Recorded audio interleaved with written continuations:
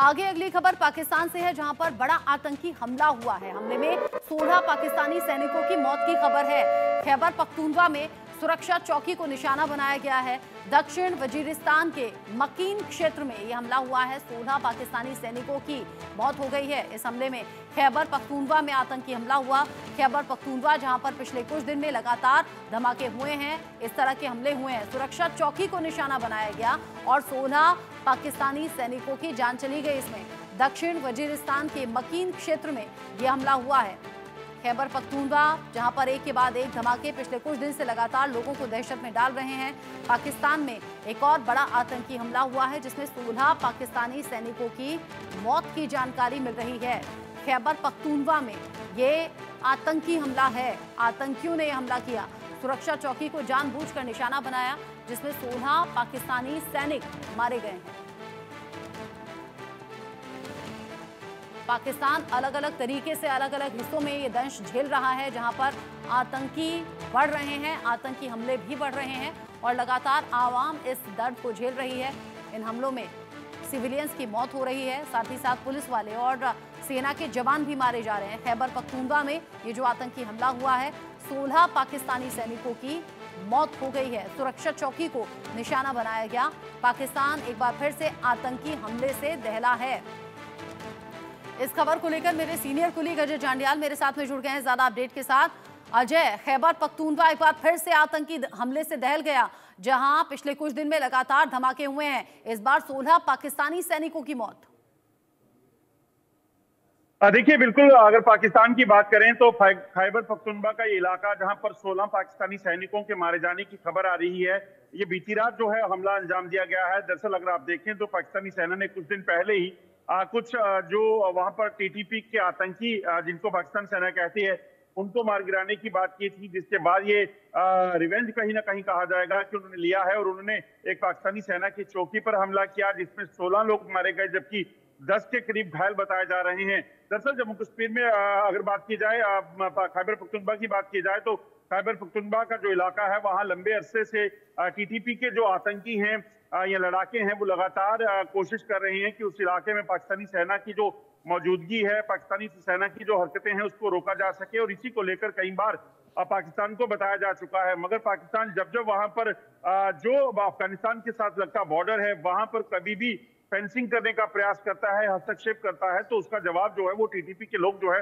वो देते हैं, और वैसा ही हुआ है और लोग जो है वो मारे गए हैं। आपने बताया कि एक बार फिर से टकराव देखा गया है और ये टकराव पिछले कुछ वक्त से लगातार तेजी से बढ़ा है। अब जैसे सुरक्षा चौकी को निशाना बनाया गया, अजय ये बताइए, ये सुरक्षा चौकी पर तो निशाना बनाया गया, टारगेट किया गया, लेकिन इसके आसपास एरिया किस तरीके का अंदाजा मिल रहा है? आम लोग लगातार इस तरह के धमाकों से और हमलों से दहशत में रहते हैं। देखिए, अगर बात की जाए, ये पूरा का पूरा इलाका जो है ये माउंटेनियर्स इलाका है खैबर पख्तूनख्वा का, जहां पर टीटीपी का गढ़ जो है वो माना जाता है। ये वही टीटीपी का इलाका है जहां से टीटीपी के लोगों को पाकिस्तान ने जो अफगानिस्तान में जब अमेरिकन फोर्सेस के साथ लड़ना था तब वहां भेजा था और वहां पर इनका इस्तेमाल किया गया। मगर अब जब ये लोग जो है वहां से वापस लौटे हैं, अमेरिकन फोर्सेस वहां से वापस चले गई और अफगानिस्तान में तालिबान की सरकार बनी, तो उसके बाद से लगातार इन लोगों ने अपने इलाके में अपनी जो वो थी दबदबा था उसे बनाए रखा। और उसके बाद पाकिस्तानी सेना को, सरकार को ये कह दिया गया कि ये इलाका जो है इसमें हस्तक्षेप पाकिस्तानी सेना का नहीं चाहिए, क्योंकि वो खैबर पख्तूनख्वा को अपना इलाका मानते हैं। वो नहीं चाहते, क्योंकि वो ट्राइबल लोग हैं और उनका मानना है कि हमारा रहन सहन और हमारा जो कल्चर है वो सीधा अफगानिस्तान के लोगों के साथ मिलता है, तो वो अपने आप को उस हिस्से के साथ जो है वो जोड़े रखना चाहते हैं।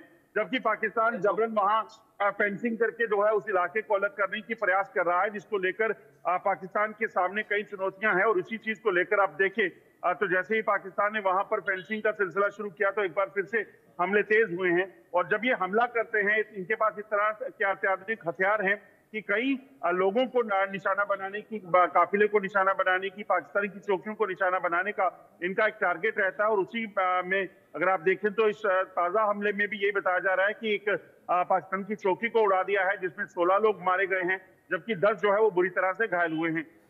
आपने बताया कि 16 मारे गए, 10 बुरी तरह से जख्मी हुए हैं और ये टकराव की स्थिति बनी हुई है। जब जब इस तरह के हमले होते हैं, लोगों में विद्रोह की आग भी बहुत ज्यादा देखी जाती है, क्योंकि आम लोग इस तरह की घटनाओं के बाद दहशत में आ जाते हैं। और पाकिस्तान के जो अलग अलग हिस्से हैं, अलग अलग प्रांत में पाकिस्तान सरकार के खिलाफ बहुत ज्यादा गुस्सा देखा गया है, खासतौर से जो वो इलाके जहां प्रदर्शन लंबे वक्त से चल रहे हैं। तो क्या इस घटना के बाद भी ऐसा कोई गुस्सा, ऐसी कोई नाराजगी लोगों के जरिए सामने आई क्या अजय? देखिए, ये जो बात की जिस इलाके में ये हुआ है, ये पूरा का पूरा इलाका टीटीपी का गढ़ माना जाता है।